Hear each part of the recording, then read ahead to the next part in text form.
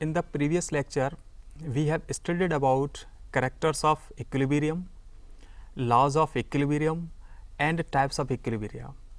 Now, we will learn about applications of equilibrium constant by different ways. Applications of equilibrium constant. Before considering the applications of equilibrium constant, let us summarize the important features of equilibrium constant as follows.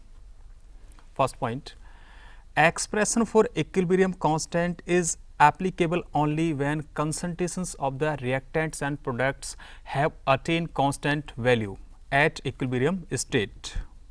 Second point, equilibrium constant is temperature dependent, having one unique value for a particular reaction represented by a balance equation at a given temperature.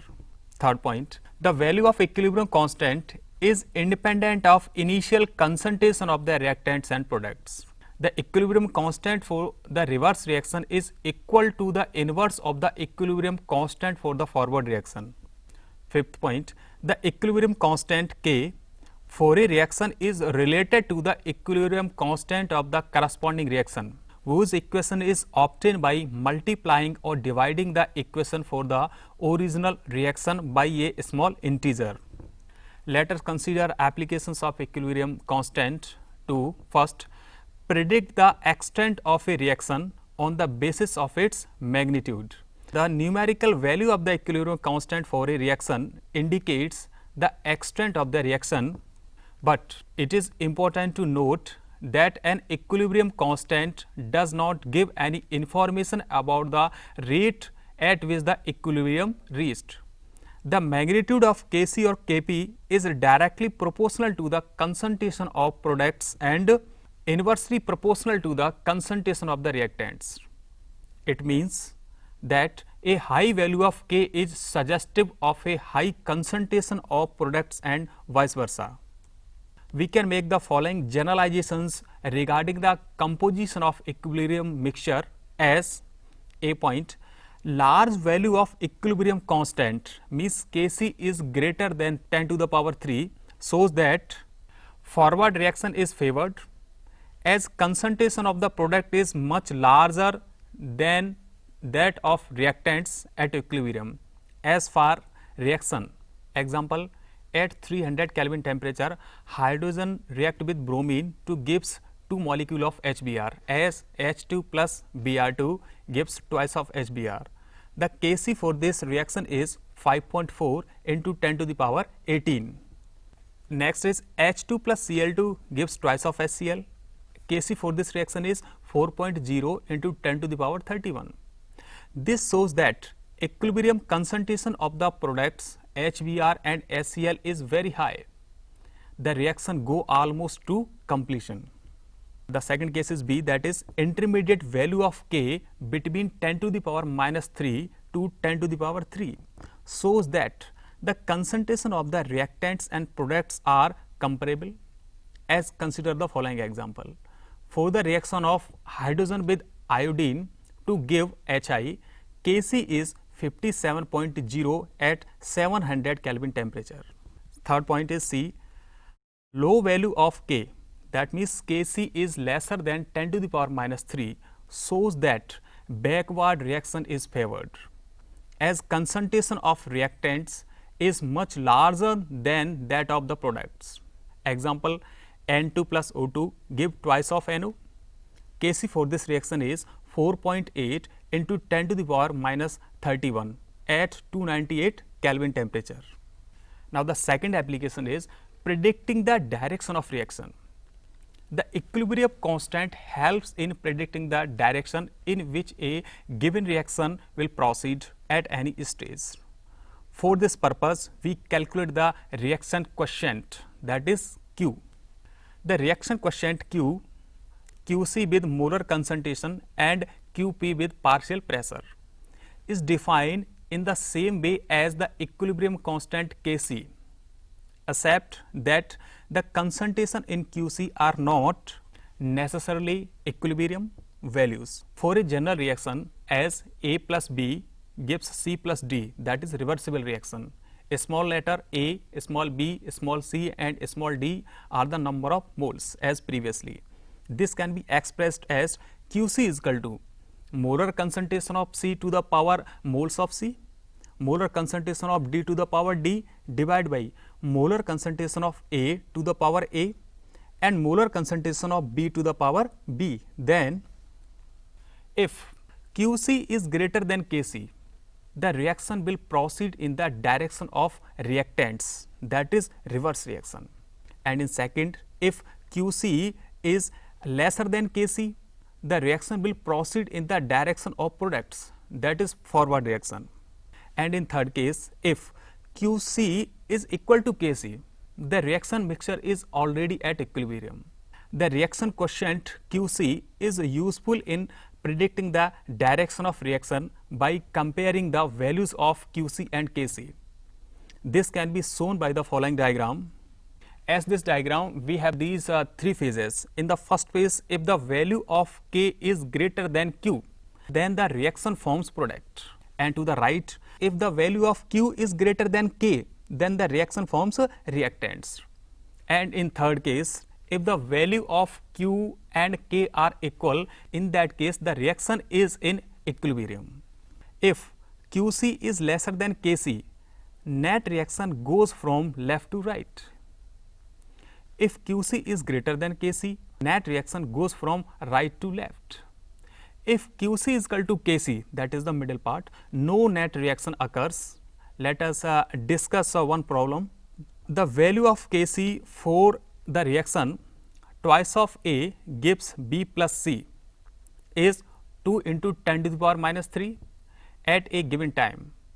The composition of reaction mixture is molar concentration of A is equal to molar concentration of B is equal to molar concentration of C is equal to 3 into 10 to the power minus 4 moles. Now, in which direction the reaction will proceed? We can calculate this value like as, for the reaction quotient QC is given by QC is equal to B molar concentration of B molar concentration of C, that is divided by the molar concentration of A to the power 2, that is moles of A, as molar concentration of A is equal to molar B and molar concentration C is equal to 3 into 10 to the power minus 4 m. So, the QC is 3 into 10 to the power minus 4 into 3 into 10 to the power minus 4, because the molar concentration of A and B are equal, that is divided by that 3 into 10 to the power minus 4 to the whole square is equal to 1, as QC in this case is greater than Kc. So, the reaction will proceed in the reverse direction. Now, the third application of equilibrium constant in calculating equilibrium concentrations. In case of problem in which we know the initial concentration but do not know any of the equilibrium concentrations, the following steps shall be followed. Step first is, we have to write the balance equation for the reaction. Step second, under the balance equation, make a table that lists for each substance involved in reaction, like A point, the initial concentration, B, the change in concentration on going to equilibrium, and C, the equilibrium concentrations. In constructing the table, define X as the concentration, that is mole per liter. If one of the substance that react on going to equilibrium, then use the stoichiometry of the reaction to determine the concentrations of the other substance in terms of X. Step 3, calculate the equilibrium concentration of each reactant and product from the stoichiometry of the equation. Step 4th, write expression for Kc and Kp. Step 5th, substitute equilibrium concentrations and calculate X. Step 6, check the result by substituting calculated values of equilibrium concentrations to get the value of Kc and Kp. For example, consider a general reaction, that is 2A plus B gives C plus 2D. In this reaction, at initial case, A is the mole of 2A and B is the mole of B, and the initial concentration reaction has not been started, so there is no moles of product. But at equilibrium, if the moles of product for the case of D is X and in case of C is XY2, then moles of 2A will be A minus X and for B, B minus XY2. So, the Kc constant for this reaction will be molar concentration of C and molar concentration of D to the power 2 divided by molar concentration of A to the power 2 and B, as XY2 X A minus X then B minus XY2. Now, the value can be calculated. Calculate the value of X. Example is there.